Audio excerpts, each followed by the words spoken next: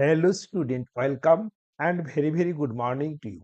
তোমাদের সেমিস্টার পরীক্ষার জন্য ডাইমেনশন, একমাত্রিক গতি এবং মডেল প্রশ্নপত্র কীরকম হবে সেগুলো আপলোড করেছি। তোমরা একবার সেগুলো ভালো করে দেখে নিও। দেখে তোমরা সেমিস্টারে 35 নাম্বার তুলতে কোনো অসুবিধা হবে না। আজকে তোমাদের কাছে আলোচনা করব দ্বিমাত্রিক গতি অর্থাৎ তলে গতি। এখানে ভেক্টর নিয়ে আলোচনা করব, প্রাসের গতি নিয়ে আলোচনা করব এবং অন্যান্য যে সমস্ত ইম্পর্টেন্ট প্রশ্ন বা সাজেশন আছে সেগুলো তোমাদেরকে বলবো।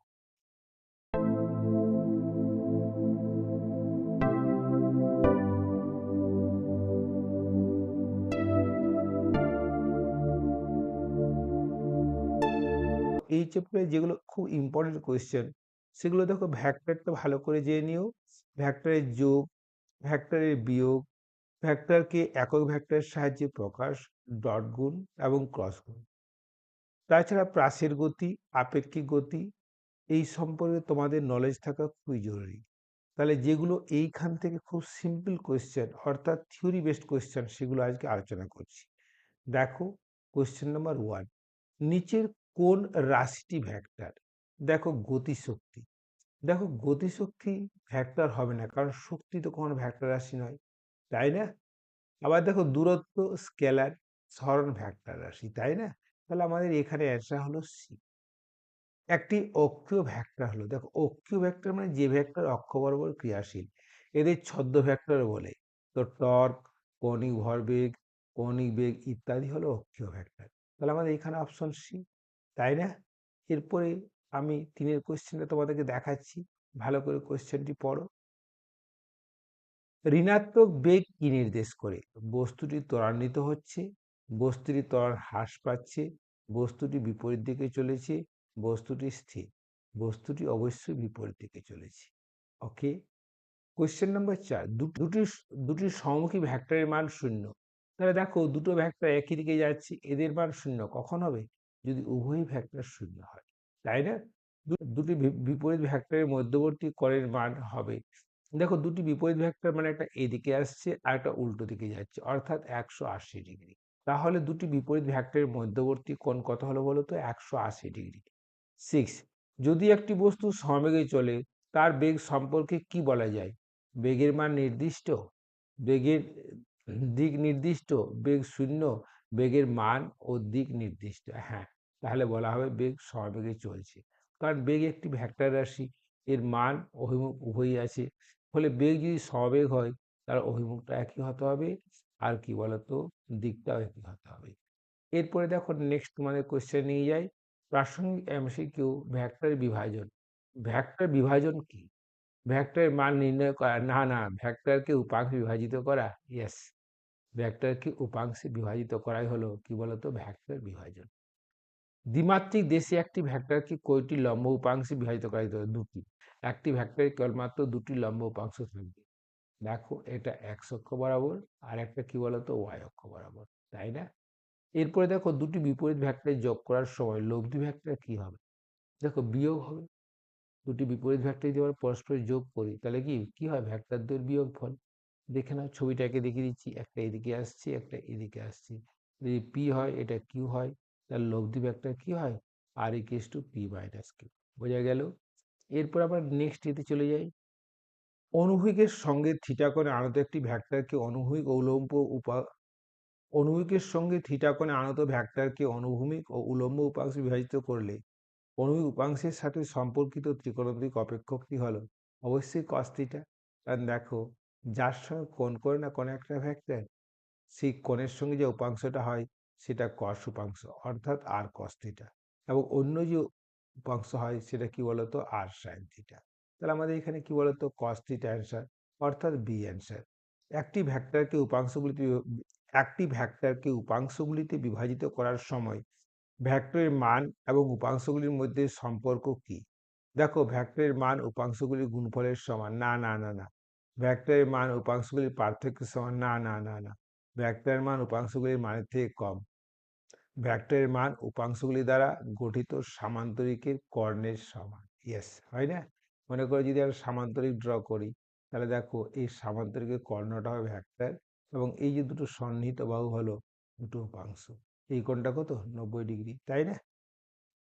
এরপরে আপেক্ষিক বেগ সংক্রান্ত এমসিকিউ। আপেক্ষিক বেগ কি? স্থির বস্তুর বেগ? না না না, অন্য বস্তুর সাপেক্ষে একটি বস্তুর বেগ।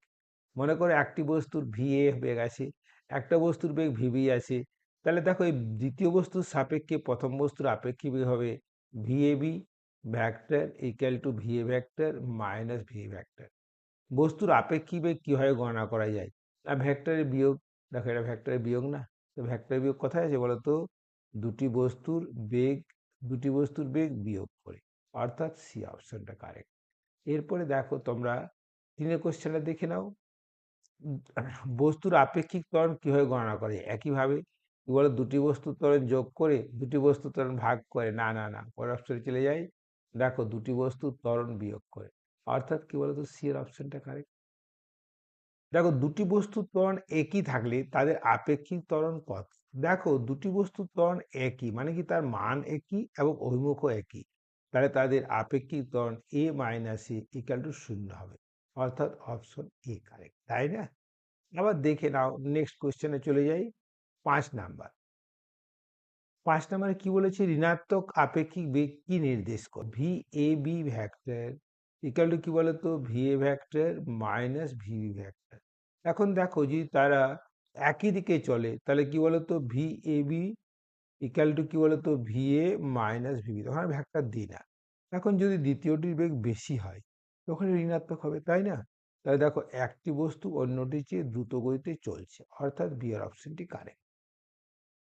এরপরে তোমাদের দেখাবো ভেক্টর গুণ অর্থাৎ ডট গুণ সংক্রান্ত এমসিকিউ। দেখো দুটি লম্ব ভেক্টরের ডট গুণ কি হবে? দেখো লম্ব ভেক্টর মানে কি বলতো, থিটা কি বলতো 90°। তো দেখো এটা হয় A vector dot B vector equal to কি এ বি কস থিটা, মানে এ বি কস 90°, আর কস 90 0, মানে কি বলতো 0 হবে। ভেক্টরের ডট গুণে কোন ত্রিকোণমিতিক অপেক্ষক জড়িত? অবশ্যই কস থিটা অর্থাৎ কসাইন। ডট গুণের জ্যামিতিক ব্যাখ্যা কি? একটি ভেক্টর অপর একটি ভেক্টরের অভিক্ষেপ। ইয়েস। এরপরে দেখো 4 নাম্বার, দুটি সমান্তরাল ভেক্টরের ক্রস গুণ কি হবে? দেখো সমান্তরাল ভেক্টরের মধ্যবর্তী কোণ কত? 0°। তাহলে কি বলতো, সাইন 0 ইকাল টু কি বলতো 0।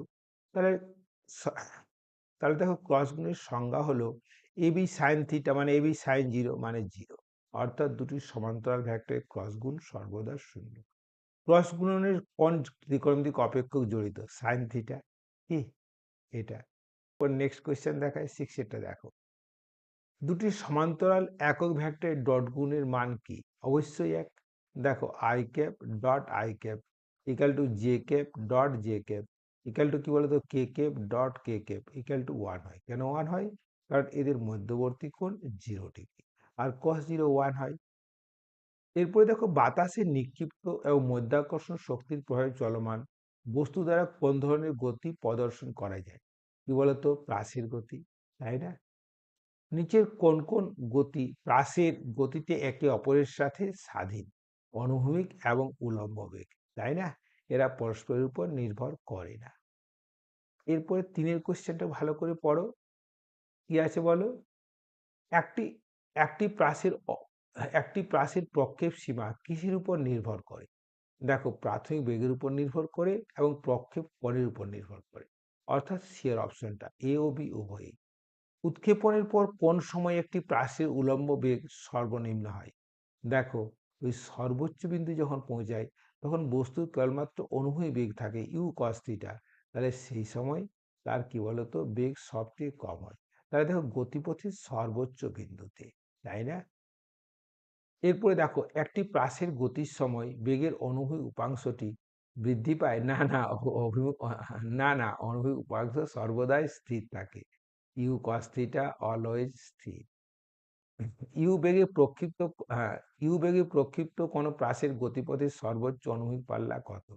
কত? ইউ স্কোয়ার বাই জি, কারণ এক্ষেত্রে সাইন 2 থিটা কত হয়? 1 হয়। প্রাসের গতিতে সর্বাধিক প্রক্ষেপ সীমার জন্য প্রক্ষেপ কোণ কত? অবশ্যই 45°, কারণ 2 থিটা 90°, থিটা 45°। 8 কোয়েশ্চেনটা দেখিনি কি বলেছে দেখো।